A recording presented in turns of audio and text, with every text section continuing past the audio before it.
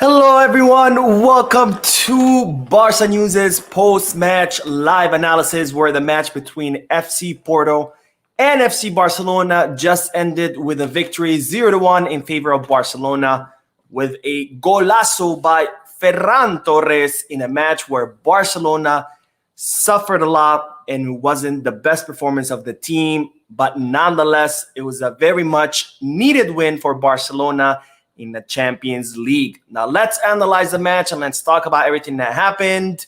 We have a lot to discuss. So let's begin.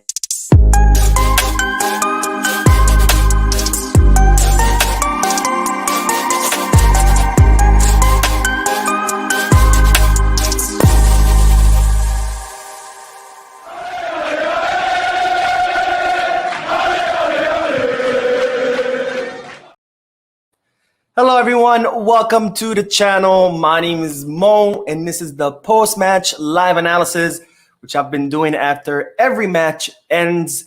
Today I got to work from home, so I got to see the match and therefore I will be doing the live analysis, of course, but usually I only do it on the weekends because I do work during the week. Now, as always, we'll discuss we'll do a section of match analysis, then we'll head to the chat section to get a discussion going and answer any questions that you guys might have. And don't forget, today there's another live stream, which is scheduled at 7:15 p.m. Eastern Standard Time. So approximately 2 hours where I will discuss with you all of Barcelona's news in detail. We won't touch on any news during this live stream. We'll only do the post-match live analysis. But don't worry, the news is coming in a couple of hours. So stay tuned to the channel because there is a lot of news to talk about. Now, having said that, make sure to hit the like button, subscribe to the channel. If you are looking for any Barcelona jerseys or merchandise, make sure you hit the kit bag. And if you are looking to place any sports bets, make sure to hit the Bet Us. Both links are down below in the description. Now, let's talk about the match that just ended between FC Porto and FC Barcelona in Portugal, with Barcelona barely won 0-1 with a goal by Ferran Torres in what was Barcelona's second match of the Champions League. And with this victory, Barcelona now have 6 points and are leaders of the group, which is, of course, good news. Now, this was a very hard-fought one. It was not the best performance of the team, but nonetheless, it was a very important win. And the important thing today is that victory. Now, I'm not usually a person who likes to celebrate victories where the team performs bad.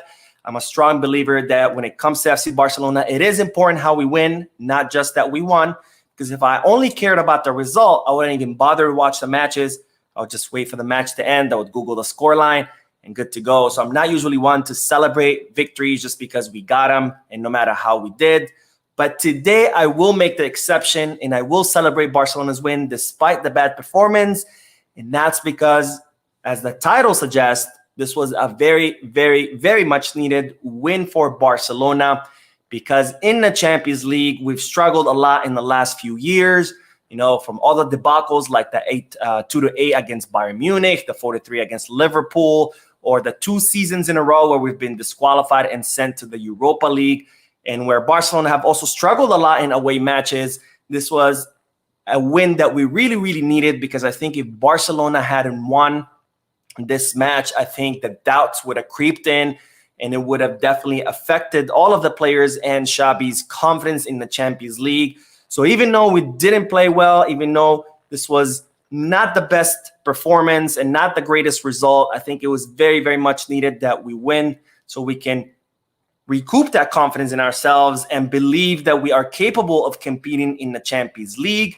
So I will celebrate this victory despite the bad performance, because I think this will definitely help Barcelona in the upcoming matches, especially for the youngsters. Because remember, a lot of the team players are very young, don't have much experience in a Champions League. So being able to win this will definitely push forward and motivate the team in order to perform better in the upcoming matches. Now, I will discuss more the team performance more in detail, but you know, I've been talking for 5 minutes now, so let's head to the chat section. Let's get a discussion going, answer any questions, and then I will discuss the team's performance in more specific details, and then we'll also talk about the players.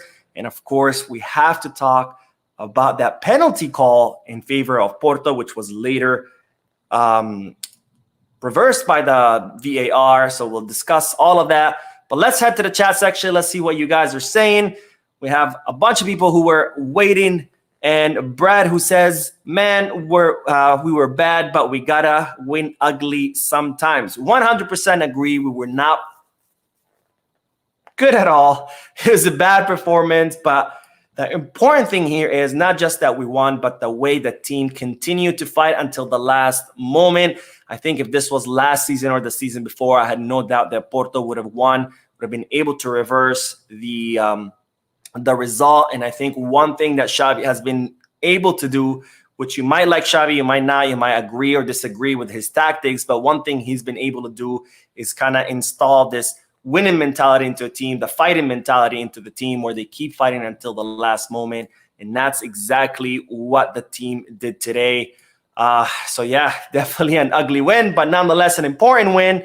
And 3 more points that will make us leaders until we play the Champions League again. I think it's in November against Shakhtar Donetsk in Germany. Now, let's see. The Soundwave says, glad we won, but I'm not sure what we were doing the last 30 minutes. Yes, I agree. I think the last 30 minutes, Barcelona were focusing more on defending. You know, we saw it a lot where the entire team was defending in the lower third and just letting Porto kind of have the ball and push forward, which I think is a big, big mistake, because we all know that Barcelona do much better when they have the possession of the ball, when they're attacking. But nonetheless, the team has improved a lot as far as playing without the ball, because Barcelona a few years ago, the moment they would lose the ball, they wouldn't know what to do. They wouldn't know how to defend. And then teams would be able to score on us in the final minutes. But that wasn't the case today. Barcelona knew how to play without the ball. But nonetheless, that was not the right way to do it, because we did suffer a lot. And Porto had plenty of chances to score. But thankfully, luck was on our side. Now, Chuchu says, FDJ is Barcelona's best player. Now we can stop debating that. I don't know if he's the best player, but he's definitely one of the best, one of the top players, a cornerstone of the team. And today we definitely saw what the team or what the midfield looks like without Frankie de Jong. So I really hope that he recovers as soon as possible, because without Frankie, we are in deep trouble. Now, let's talk about the team's performance in general, because I did like the starting lineup where Xavi Hernandez was brave once again and went with an attacking mindset versus at the beginning of the season where he was extra cautious using those line of 4 midfielders and only 2 attackers. Not this time around. I think Xavi has learned from that mistake, has learned, that when Barcelona start with more of an attacking mindset, attacking lineup, the team does much better, and that was the case. I talked about that in yesterday's video. Given Xavi's statements, I predicted that he would be, he would use more of an offensive lineup, and that's exactly what it was. So I did like the lineup, but the midfield was not good in today's match, and that's why Barcelona suffered a lot. I think Oriol Romeo had a horrible first half.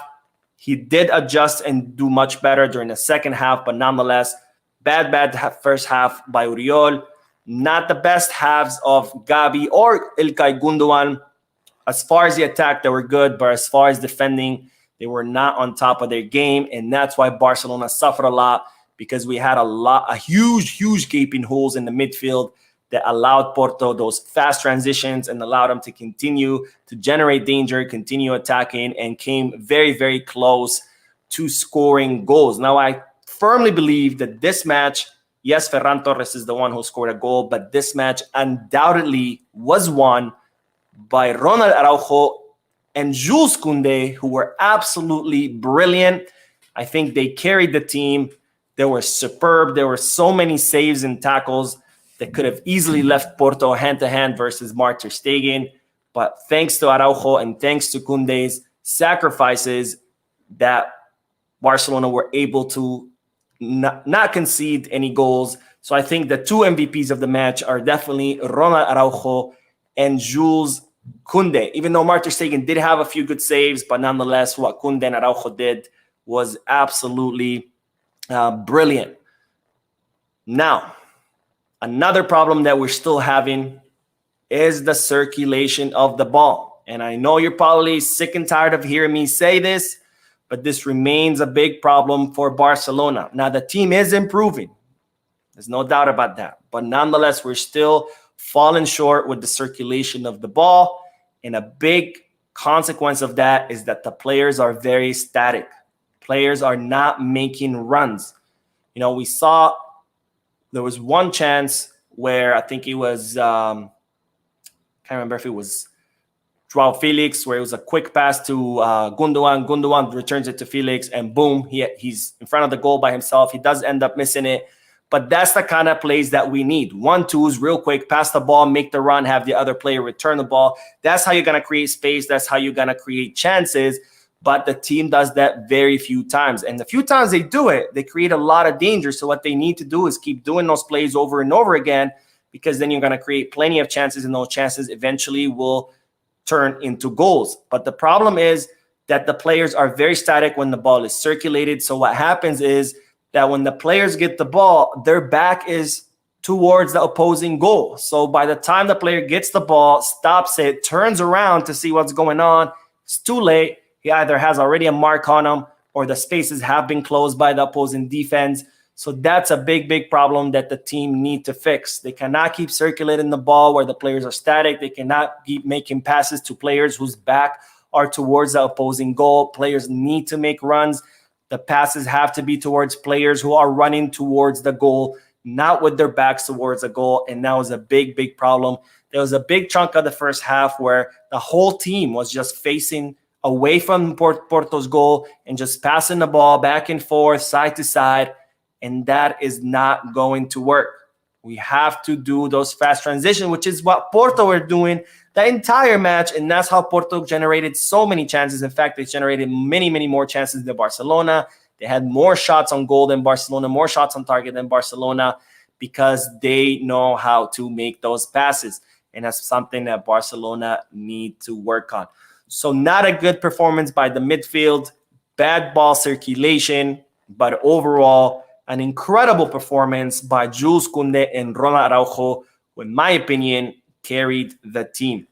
Now, let's head to the chat section, see what you guys are saying, get a more discussion going, and then we'll talk about more individual player performances, and then we will talk about that penalty kick that was awarded to Porto, and then eventually the VAR reversed the decision. Okay, let's see. Brad says the situation is where we needed Alonso backs to the wall and a big body to keep the other team out. I agree with you, and a lot of people are not going to, because I know Alonso gets a lot of hate. And I know when Alonso came onto the match, I was already getting text messages from my friends like, oh my God, Alonso's coming. We're going to be down, man. But I agree with you, because Alonso is good at slowing down the ball. And that's exactly what we needed during the final moments. And I think that's why Xavi brought him on. He did have a couple of losses that were pretty silly, but with the experience like someone as Alonso, I think he did good enough as far as slowing a little bit Porto's attack. But nonetheless, not good job of Barcelona of maintaining control of the match and maintaining possession of the ball. All right, what else? Brad says... Oh, sorry, Brad. I was about to read your comment again because it's still on my screen. All right, Moose says, so sorry, Mo. Have to rewatch the live when I reach home. Still at work. Thank you, Moose. Thank you for that. And yes, please don't watch until you get home. You know, let safeties first. Make sure you're home first before you watch it. I don't want you to be distracted.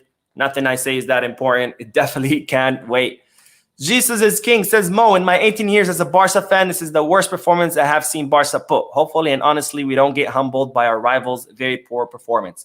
I agree that it was a poor performance. I don't agree that it was the worst performance. We've had much, much worse performances.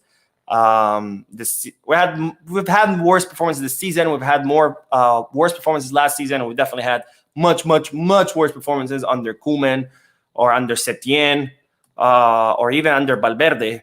But not a good performance. I wouldn't call it the worst performance. Far, far from that. All right, Patson says, Lamine Yamal is not receiving a lot of balls and we should learn to attack fast when we're given the opportunity. Thank you for saying that, because that brings me to the individual performance of the players. And that was one of the points that I really wanted to highlight, because there were several moments in the match where Lamine Yamal was wide open on the right. He was even waving down like, hey, guys, I'm over here.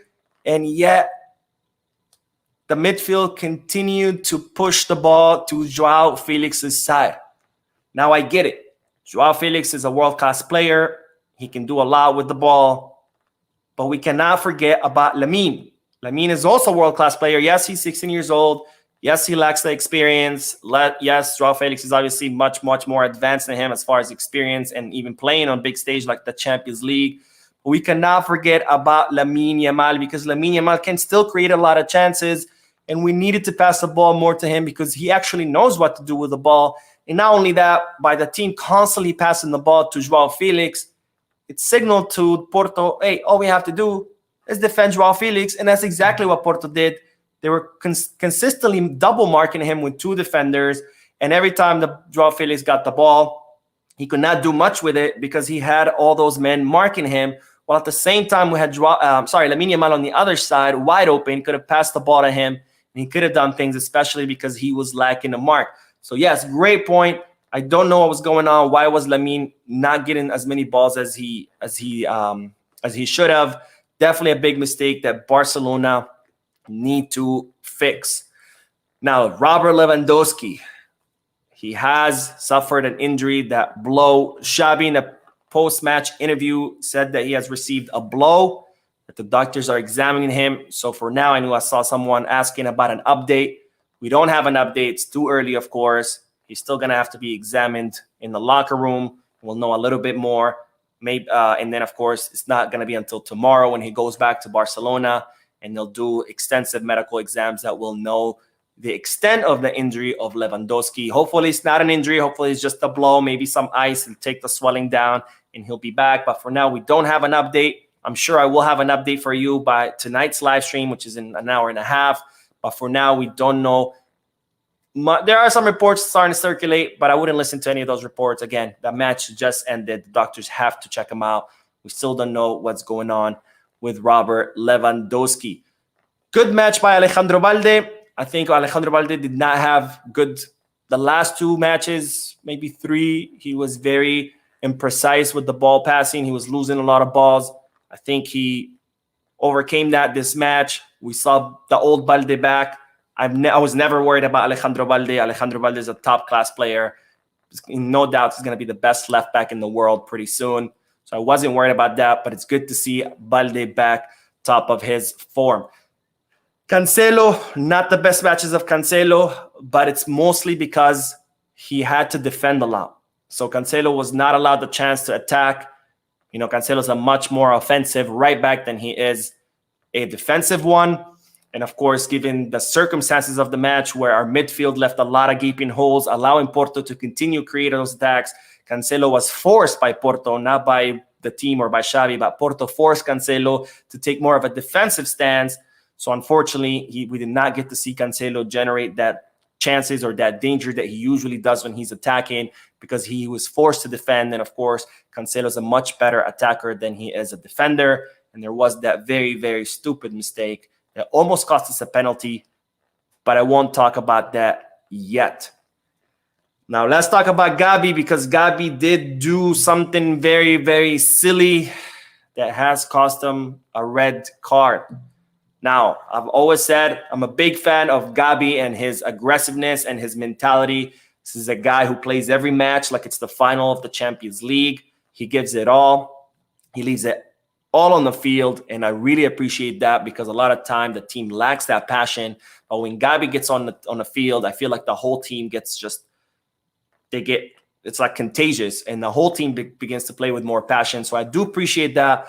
But what I don't appreciate is the way he got his red card, because he already had a yellow card. He continued to make fouls, and then he goes and holds Porto's player by the waist, which that's an automatic yellow. Everybody knows that. That's an automatic yellow when you hold the player from behind on his waist. And it would have been fine if Gavi had done it and he had no yellows. Sometimes you have to do something like that. But if you already have a yellow, you cannot make a stupid foul like that. Now, one thing would have been if he went to get the ball and then, arrived late or hit the guy by accident and got a second yellow. That happens to everybody, even to the best players. But to hold a player like that by the waist when you already have a yellow card, I think that was a very stupid thing to do by Gavi. But of course, we cannot crucify him and say, bad, because Gavi is a world-class player. He always gives it his 1,000%, not even 100%. So we cannot fault him too much, but definitely a silly mistake. And the good news is that the next Champions League match is not going to be until November. And by then, both Frankie de Jong and Pedri should be back. So even though we will miss Gavi for that match, we will be covered in the midfield, of course, assuming we don't get any more injuries. Knock on wood. I think my table is wood. But knock on wood, no more injuries. Great goal by Ferran Torres, by the way. I don't know if you guys noticed this, but every goal by Ferran Torres are usually placed balls. He never just grabs the ball and shoots it with all he got. He's always very meticulous, takes his time, places the ball where he wants, doesn't even hit it that hard. And I have to say that takes a lot of balls to do in the match. And not many players can do that under pressure to place a ball where they want it. Most of the time, players will get the ball and just shoot it as hard, as fast as they can. Not Ferran Torres, which goes to show the total change of mentality that he's had. We've all heard about him. He had a lot of anxiety problems last season, a lot of self-confidence issues. He talked openly about it. He had to hire psychologists and therapists to talk him through it. And he's had a completely change of mentality and confidence over the summer. And that absolutely shows, not just, again, in the fact that he's scoring goals and he's one of the top scorers of the team, but in the way he does it. Because to have that confidence of receiving the ball, taking your time, looking where you want to place it and placing it there, that takes a lot of balls. And my hats off to Ferran Torres, who scored a beautiful goal, and it was also a beautiful pass by Gundogan, who puts it right in front of him, past the defenders, which is how Barcelona should be circulating the ball to begin with, which takes me to my point that you cannot keep circulating the ball to static players whose backs are towards the goal. You need to make passes to players who are running towards the goal. And this goal is a perfect example of what happens when you pass the ball to a player that's running towards the goal. You get goals, you get chances, and you're not going to get that if you're just circulating the ball with static players whose back is towards the opposing goal. Anyways, let's get back to the comment section, see what you guys are saying, and then we will talk. I want to talk about that penalty because there's definitely some controversy. I can already hear Madrid people saying, Negreira paid that referee. But anyways. Okay, Mex says, what a tackle that was from Koundé, though. Koundé and Araujo, they each had tackles that if they weren't made, I have no doubt they would have ended in goals. So we're talking about a 2-1 scoreline. Like I said at the beginning of this live stream, I strongly believe that this match was won by Koundé and by Araujo, the two MVPs of the match. They completely carried the team. Stellar performance by the two center backs. All right, Colin says, greetings, bro. I love your effort. Please, there's something we need to talk about. That is Gavi. He's very good play. He takes too many useless cards, and he needs to be talked to. So I just talked a little bit about that.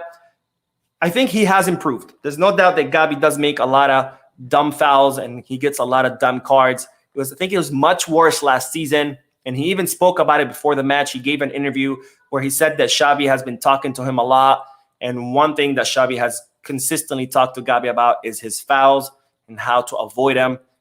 And I think Gavi has improved a lot from last season. If you watch last season's matches, he was making a lot more fouls, and a lot of them were very stupid fouls. He still does it. It's still a problem, but it has improved a lot. And I think with time, it'll eventually go away because this is normal. This is normal when it comes to young players. Young players don't have the experience. And then with experience, as he plays more, he will learn eventually how to still be aggressive, how to still pressure really well without committing those stupid fouls. Mike Barca says, we were expecting them to park the bus at 100%, but they did the opposite, and we weren't ready for that. In a short, we were caught off guard. I think the plan for them was to defend in a compact block, but then kind of counting on those fast transitions and counterattacks. But I think the moment that they saw how disorganized was Barcelona's midfield and how many gaping holes we had in the midfield, that's when they switched it up and thought, okay, we could do a lot more damage here. Their midfield is not on the top of their game.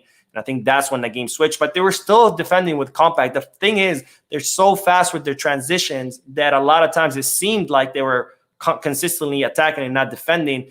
But they were just so quick, because when Barcelona lost the ball, Porto were very quick in those transitions and creating that danger. And that's something that Barcelona have been suffering a lot during the season, which they were much better last season, which is recovering the ball after losing it. I think Barcelona did a wonderful job of that last season. When they would lose it, they would immediately recover the ball. But this season, the team seems to struggle to do that. So when the team loses dumb balls, whether it's by bad passes or lack of control, that's when a lot of damage is made. And Porto's coach Conceição, I think that's how you say it, I don't know. He did say in yesterday's pre-match press conference that he was going to exploit Barcelona's weaknesses, and I think that's exactly what he meant. That when Barcelona lose the ball, they're very vulnerable in the back, and that Porto exploited it the whole match.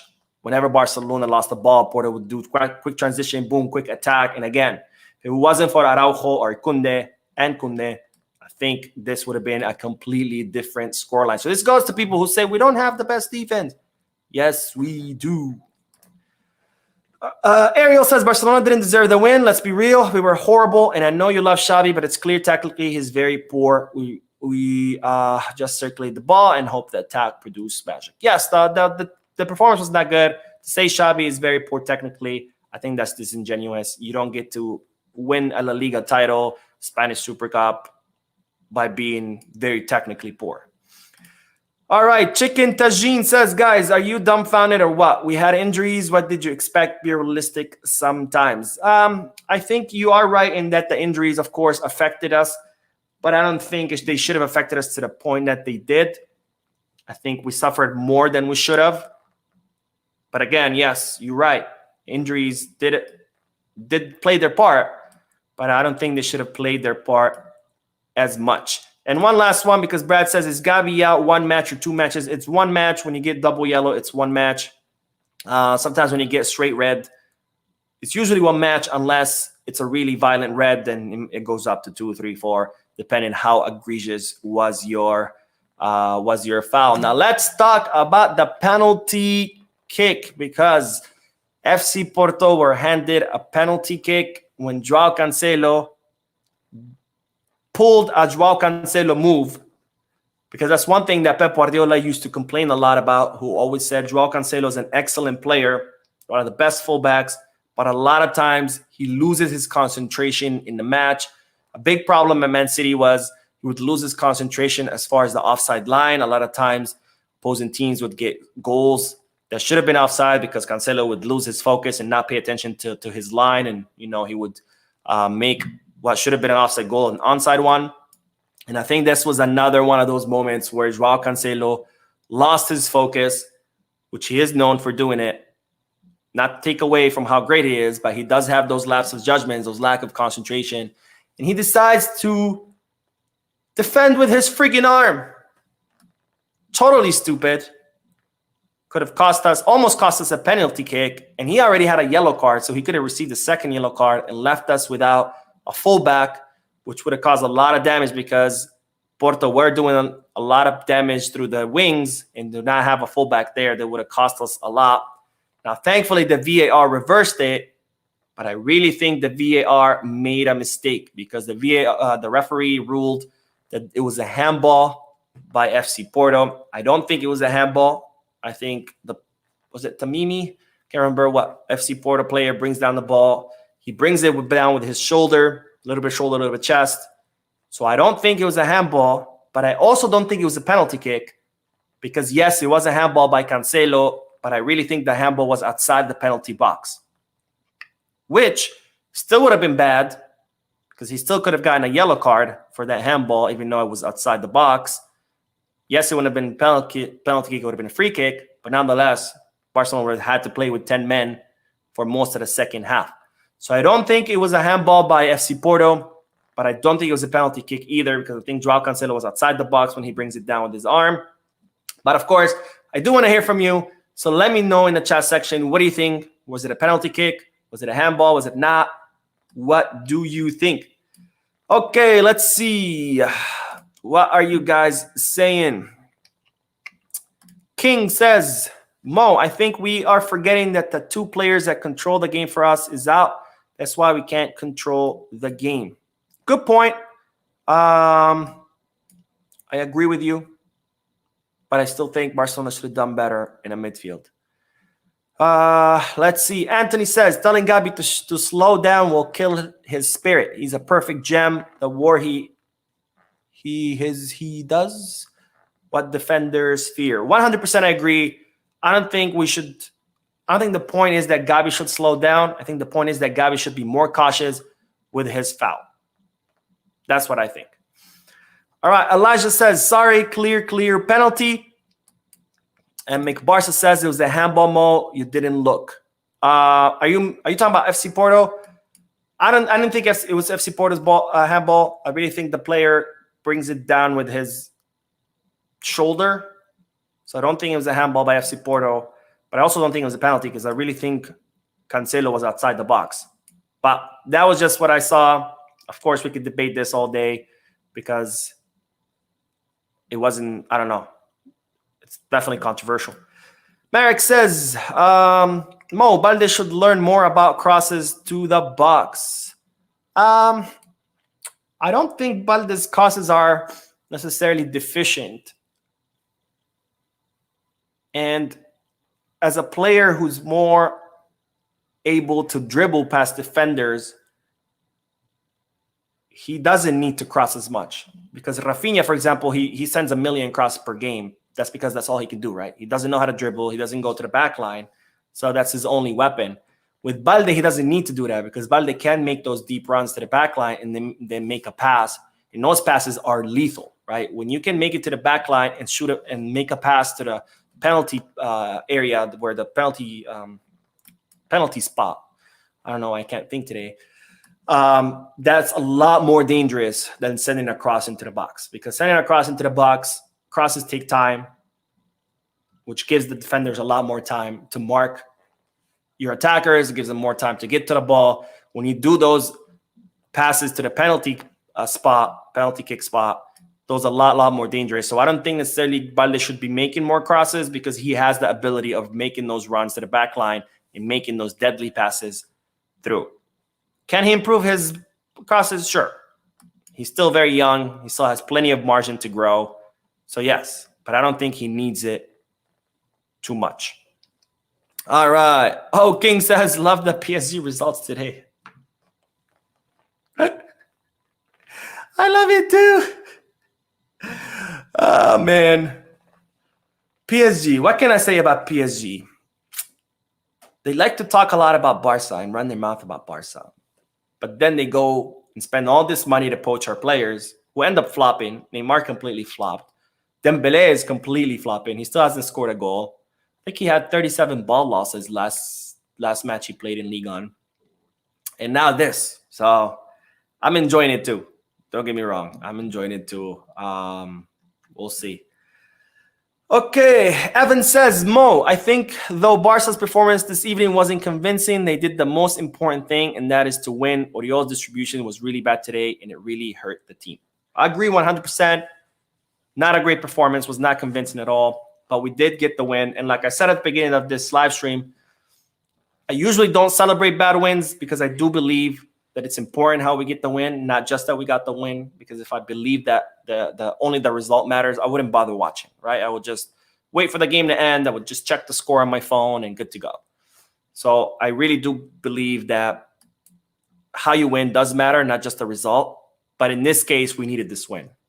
And this win will go a long way in making the team believe that we can compete in the Champions League, because I think up to this point, there's been a lot of doubts in the players' minds because of all the debacles in the Champions League that we've had.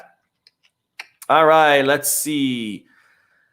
What else? One more, and then we'll end it because we're already at 30 minutes. I like to keep the post-match live analysis a little bit shorter. And let's see. Akshay says, this was more like Barca of last season. Barca created very few chances and a lot of last-ditch defending. There was semblances with last season, but I don't think it was like last season, because I think last season we would have conceded. I think the team showed a lot more fighting spirit than they were showing last season. All right, so that is it, guys. That is it for the post-match live analysis. Don't forget, there's another live stream in an hour and 15 minutes at 7:15 p.m. Eastern Standard Time, where I will discuss all of today's news. So I hope to see all of you guys there. Thank you for tuning in. Thank you for your comments. Don't forget to like. Don't forget to subscribe. And of course, as always, Visca Barça.